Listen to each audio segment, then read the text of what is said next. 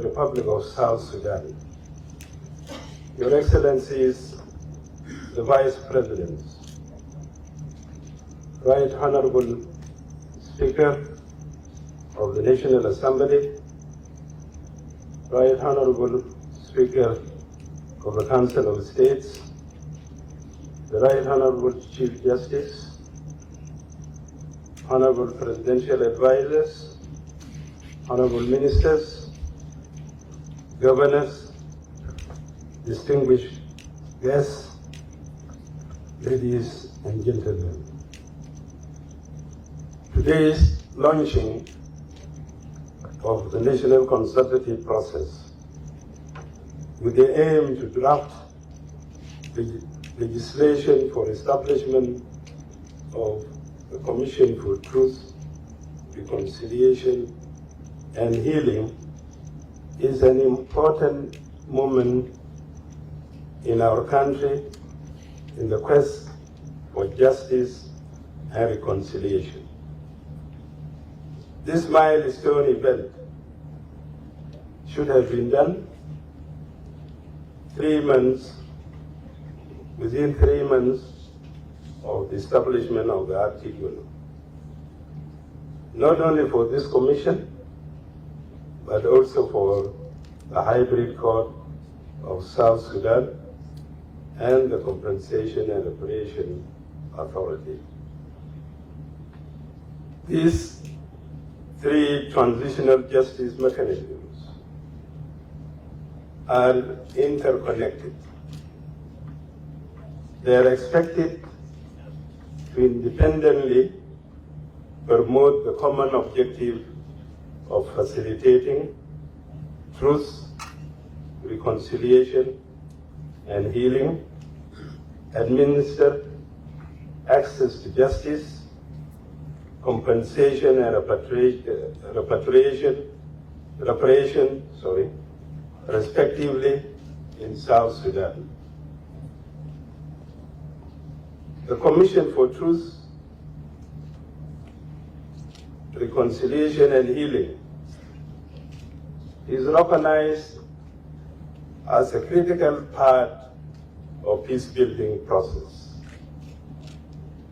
as it will spearhead efforts to address the legacy of conflicts, promote peace, national reconciliation and healing, is expected to inquire into all aspects of human rights violations and abuses, breaches of the rule of law, and excessive abuse of power committed against all persons by the state, non-state actors, or their agents or allies. In short, this commission is expected to recommend processes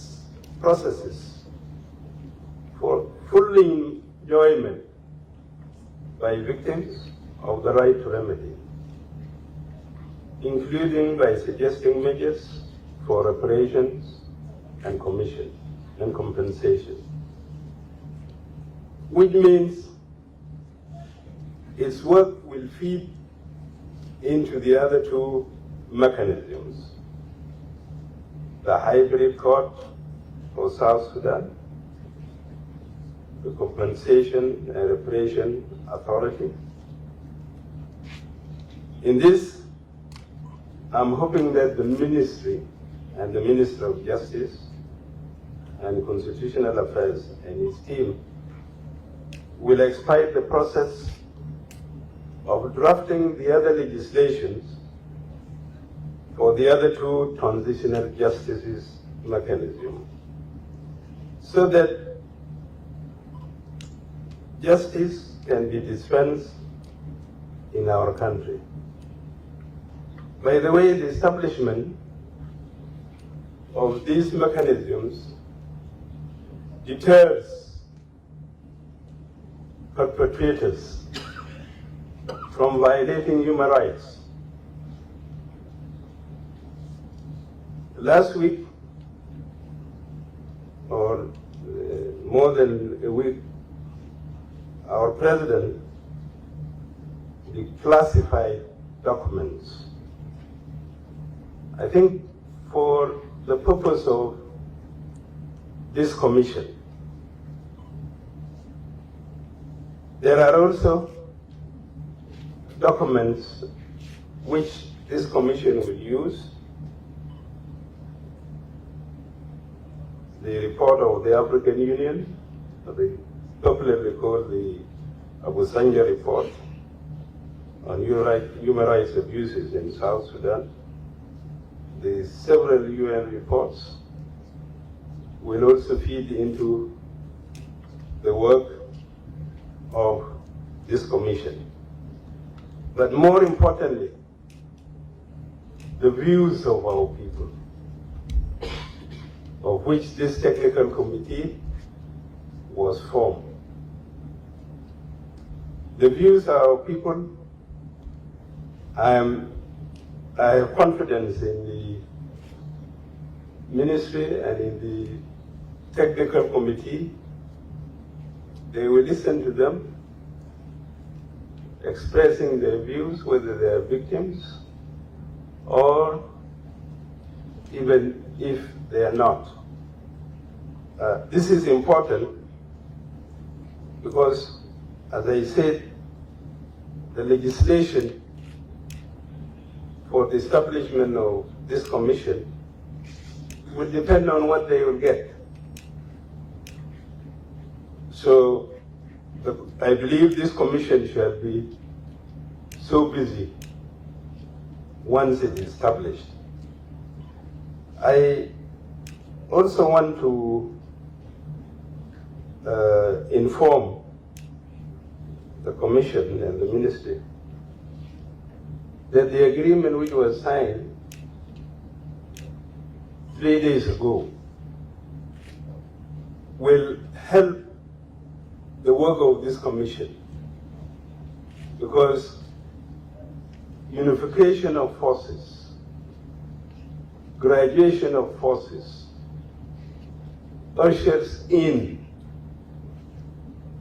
a conducive environment for you to visit all over the country. So you will not be faced with difficulties, since this phase of unification of forces is going to be accelerated as stated in the agreement. So I'm happy that you will start your work of consulting our people while the environment has become conducive. Listen to them. Once they give you trust, they will tell you all if they are victims. They will tell you all what they went through.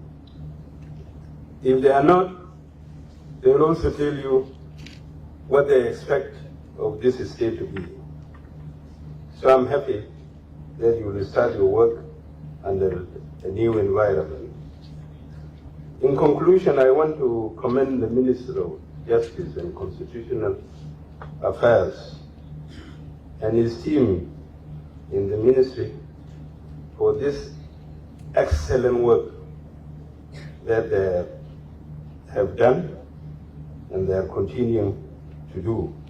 I also urge them that since the output of the Commission for Truth and Reconciliation is will feed into the hybrid court and will feed into the compensation and reparation authority.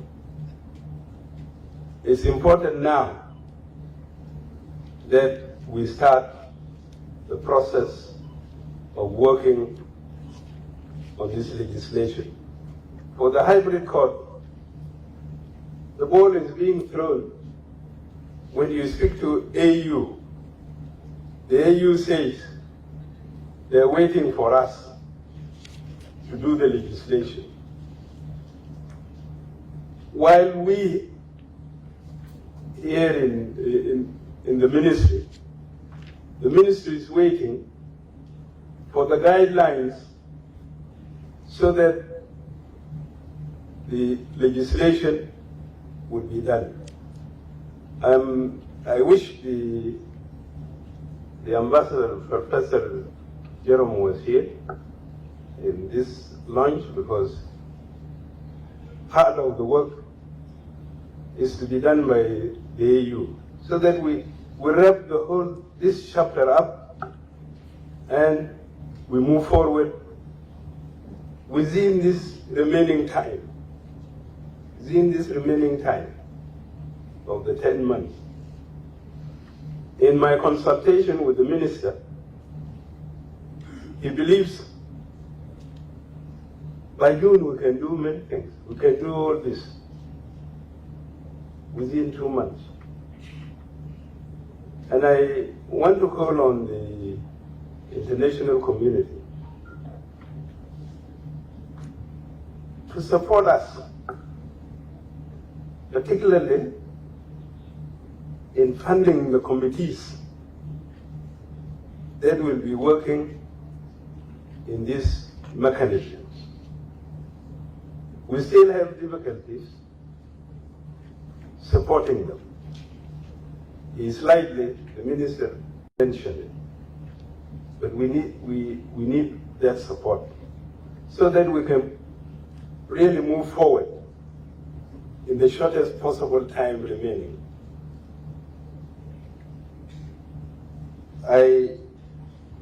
Lastly, I want to thank the President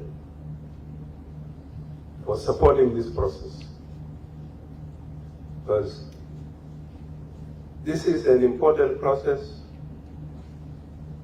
for our people to reconcile, for our people to get justice, for our people to at least be remedied if they have lost something. So, with these short remarks, I would like to invite the President to the podium to launch this process. Thank you very much.